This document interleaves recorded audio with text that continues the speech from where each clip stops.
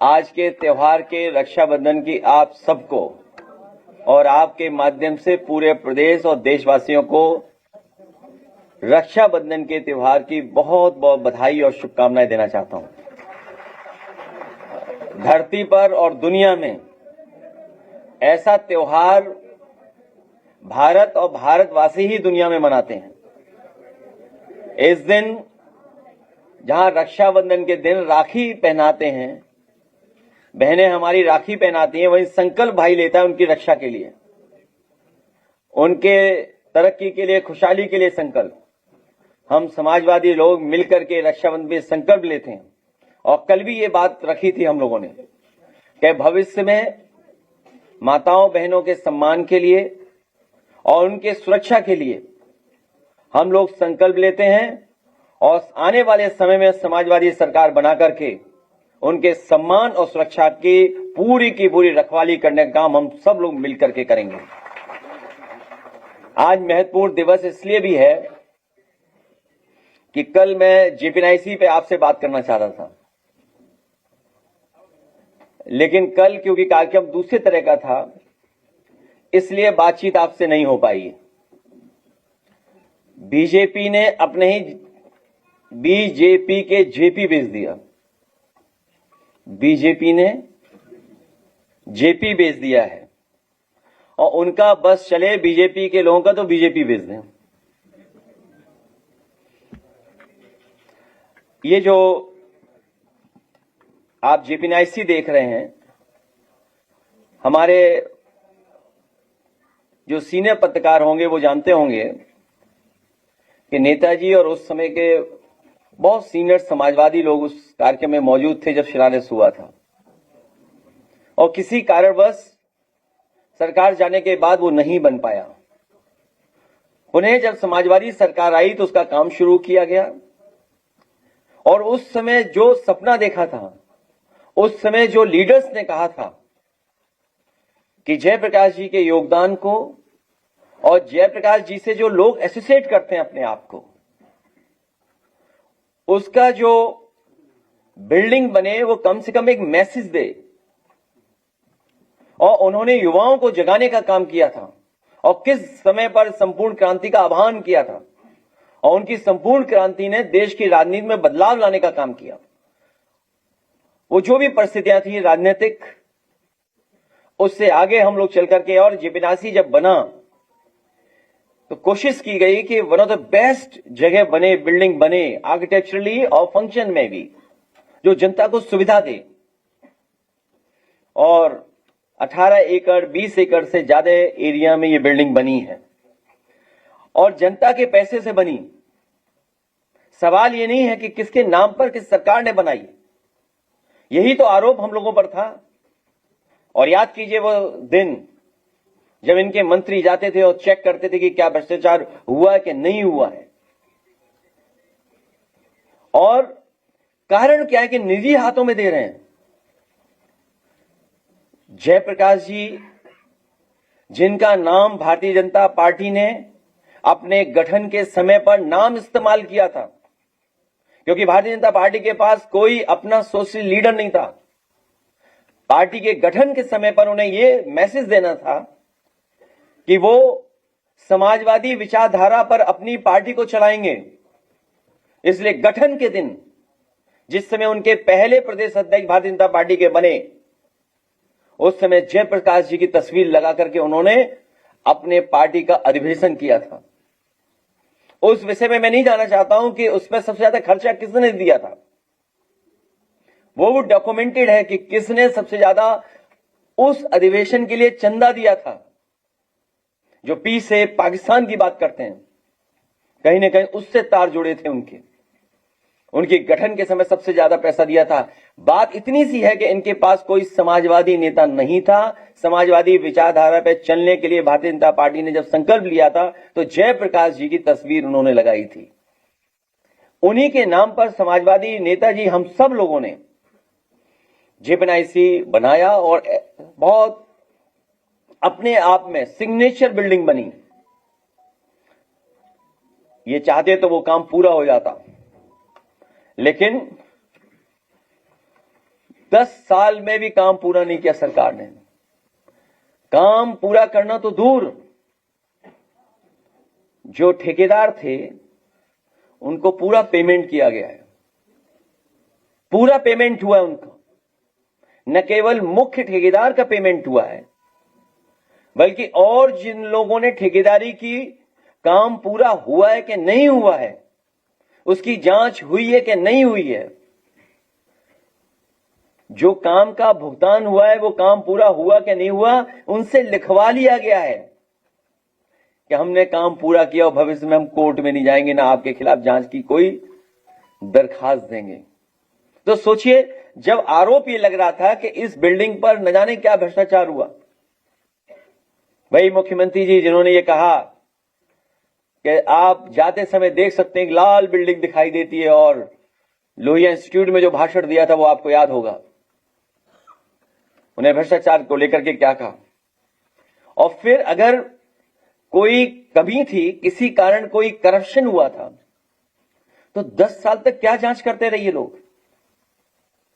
उनके एक मंत्री इतने समझदार थे कि जब ऊपर पहुंचे वो टॉप फ्लोर पे, तो बोलिए ये हेलीपैड की आवश्यकता क्या थी इस बिल्डिंग में। वो अलग बात है कि दूसरे काम को देखने जब गए, जब कुदाल उनकी नहीं काम की, कुदाल भी काम नहीं की, खोदते रहे, तो उन्होंने कहीं किनारा देखा, शायद वहीं खुद जाए तो देख लें उसको।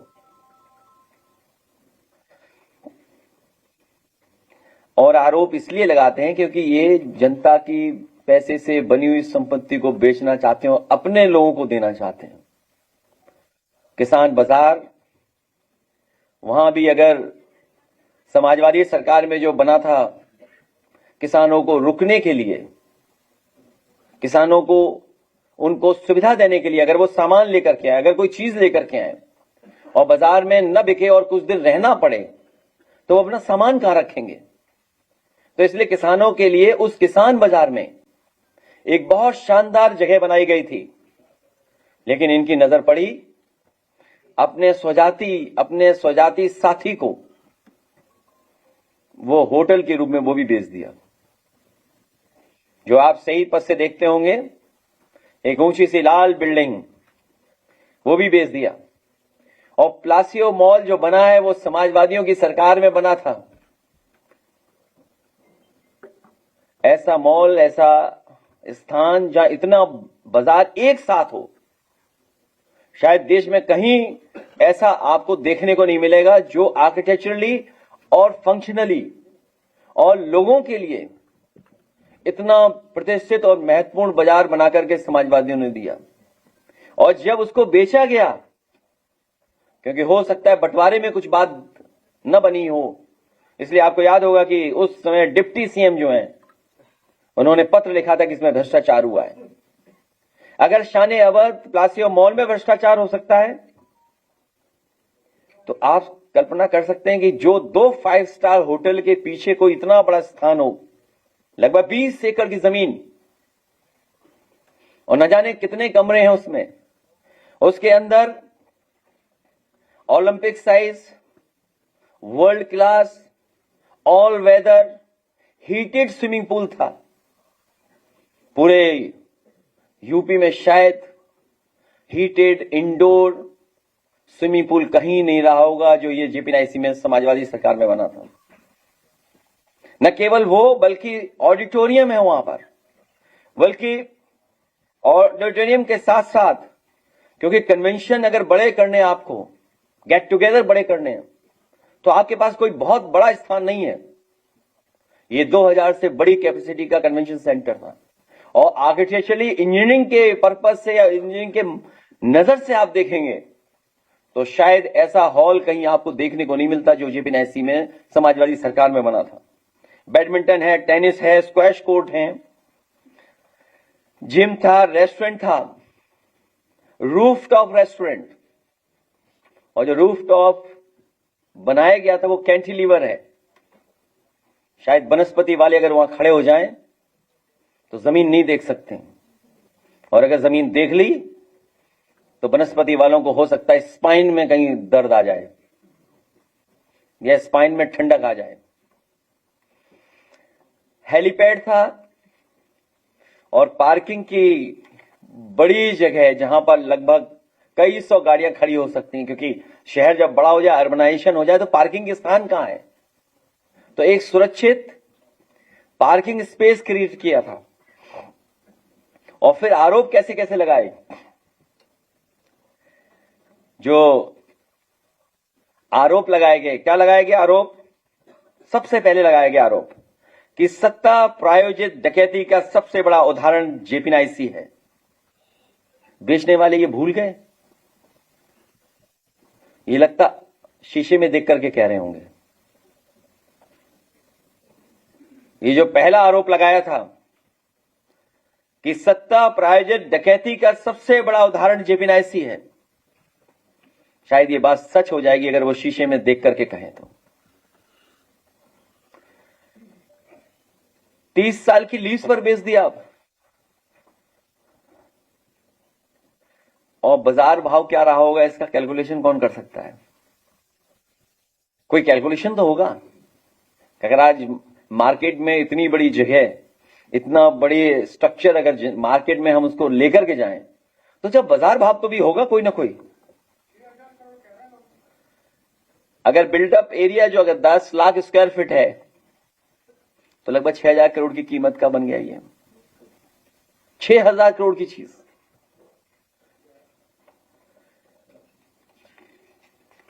6,000 का। तो इसीलिए बीजेपी ने जेपी बेच दिया, बीजेपी ने अपना ही जेपी बेच दिया। और अगर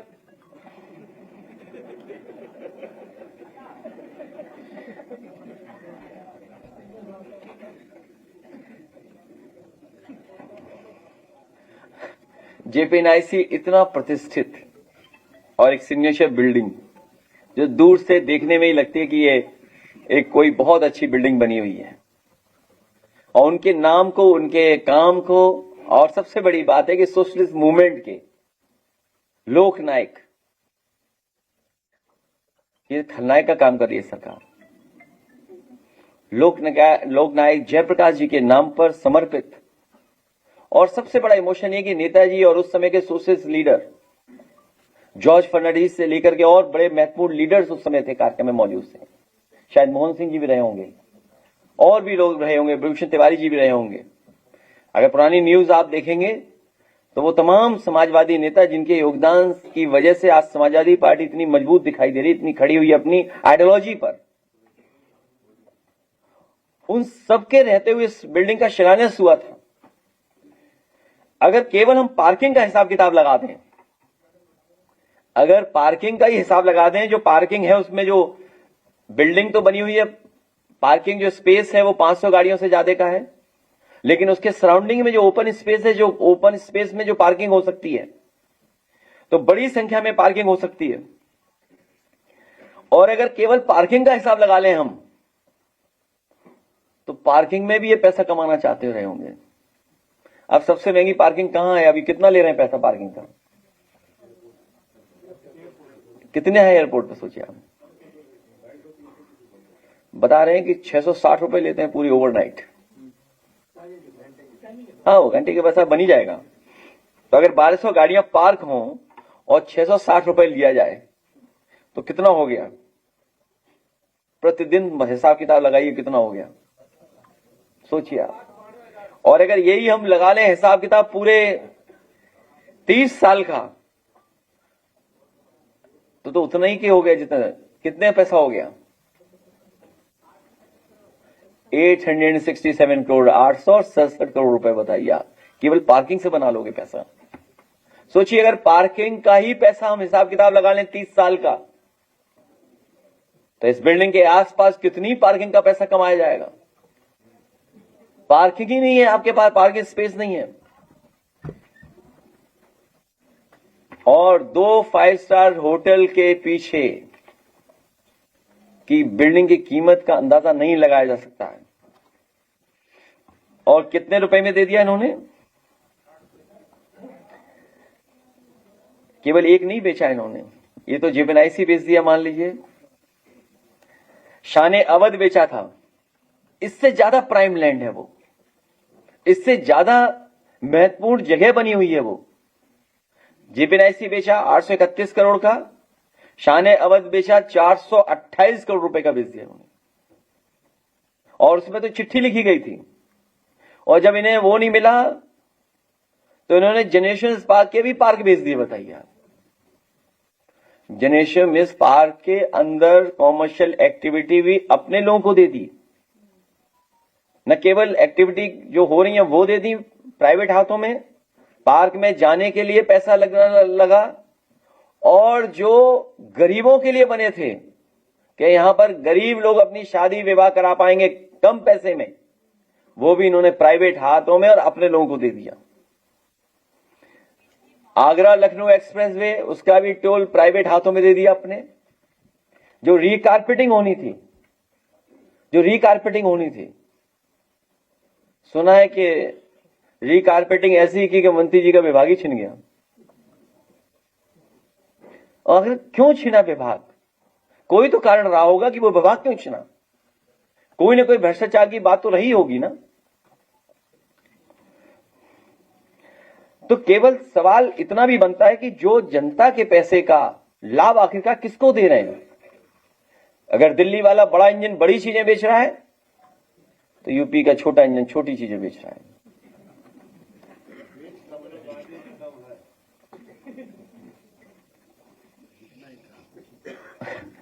तो कम से कम बीजेपी को ये तो ख्याल रखना ही चाहिए था कि जेपी बेचने से पहले बीजेपी में 2 शब्द तो उनके ही आते हैं, और गठन के समय तो उनको आपने सम्मान देकर के तस्वीर रखी थी स्टेज पर। और लगता तो ये कि भाजपा सरकार नहीं, दुकानदार हैं ये लोग, दुकानदार हैं ये, सरकार नहीं चला रहे हैं, इसीलिए बेच रहे हैं ये लोग। और या यूं कहें कि कोई खरीदार नहीं मिल रहा, नहीं तो ये बीजेपी बेच दे,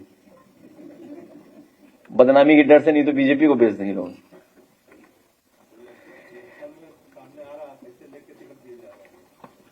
बोलो मत, बताओ मत, उसी से सरकार बनेगी। तो कुछ चीजें मत बताओ क्या हो रहा है। तो आप सोचिए, जेपीएनआईसी जैसी बिल्डिंग बेच दी, और तब जब समय नहीं बचा इनके पास, पेमेंट कर करके बेच दी, बड़ा घोटाला किया है।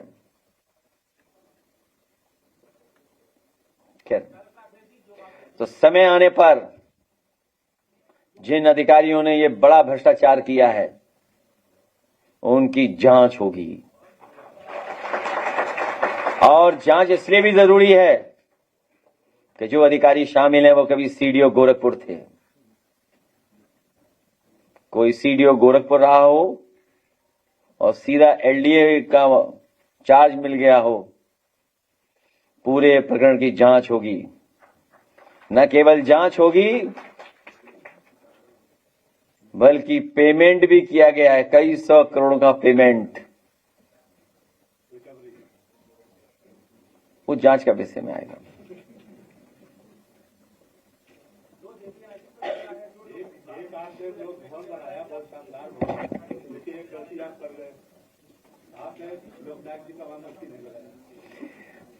मैं आपकी बात से सहमत हूं, वो अकेले खड़े भी बोर हो रहे होंगे, तो आपके बात को मानूंगा और कई समाजवादियों के उनके साथ खड़े कर देंगे, जिससे बातचीत अपनी करते रहें।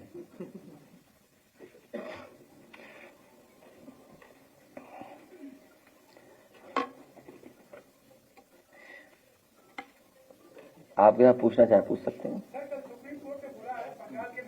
नहीं, जेपीएनआईसी पे रहो। हाँ, वो तो खैर वोट की हेराफेरी की बात तो है ही। अब अगर आप हमारी इतनी मदद कर दो कि जो बीएलओ बुलाए गए थे, वो कौन बीएलओ बुलाए गए थे, वो सूची तो मिलेगी आखिरकार। बीएलओ को क्या निर्देश दिया गया होगा।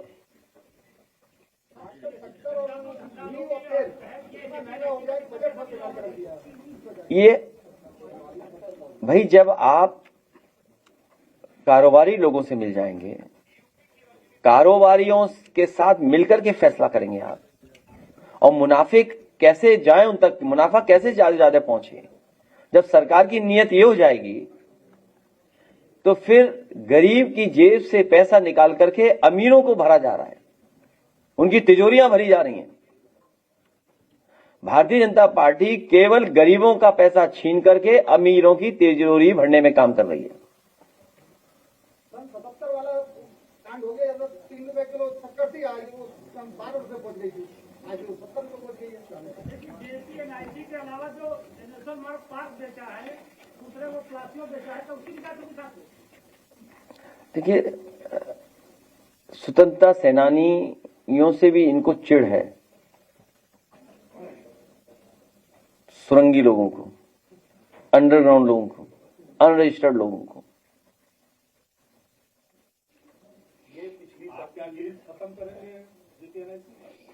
पहले जांच। कौन?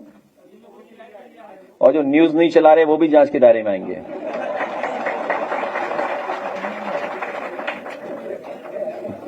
मैं सबको देख रहा हूं मैं। वैसे तो हम लोग कुछ गलती कर दें, छोटी मोटी गलती किसी से हो जाए तो न जाने कितनी खबरें चलती हैं। आंखों के सामने से इतनी बड़ी बिल्डिंग चोरी हो गई, भेज दी गई। समाजवादी की बनाई हुई जितनी भी चीजें ये बेच रहे हैं, क्या इनको चिढ़ है कि ये जो सरकार ने विकास किया था, आपने जो विकास किया था उससे ये चिढ़े जा रहे हैं और खुद तो कुछ कर नहीं रहे सिवाय हिंदू मुस्लिम के अलावा। अब ये जो विकास जो आपने जो भी किया है उस चीज को जो है ये खत्म करने पे तुले।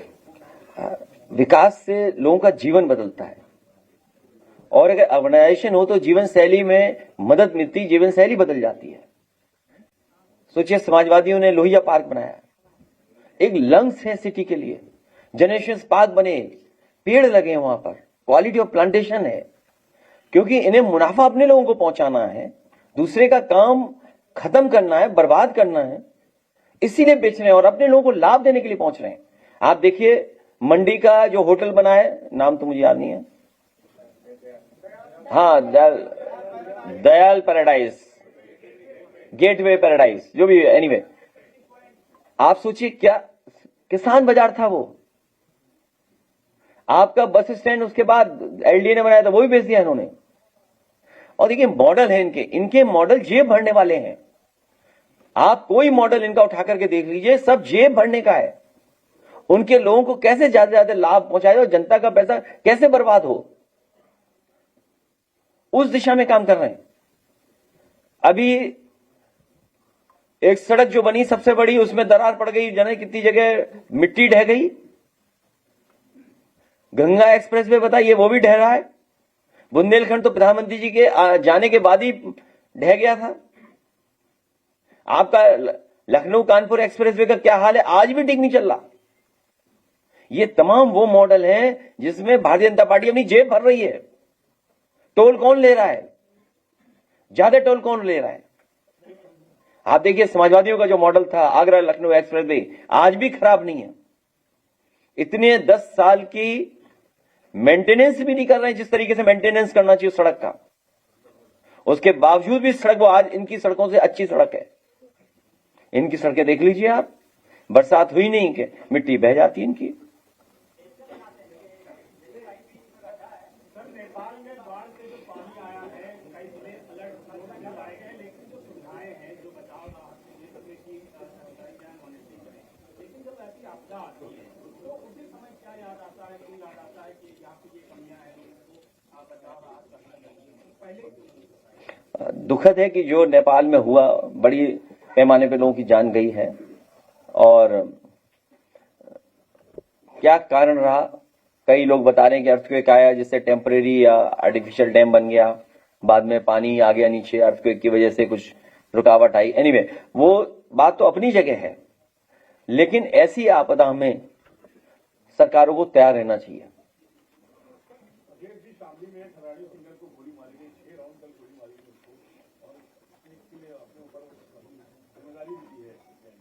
ये कौन सी नई बात है? बीजेपी की सरकार में तो सबसे ज्यादा हत्याएं हो रही हैं। हरियाणा में भी सरकार बीजेपी की, यूपी में भी सरकार बीजेपी की। पंजाब और हरियाणा का जो जिस तरह होता था हत्याएं या वॉर होता था, वो हो रहा है आपके यहाँ यूपी में भी शुरू हो गया।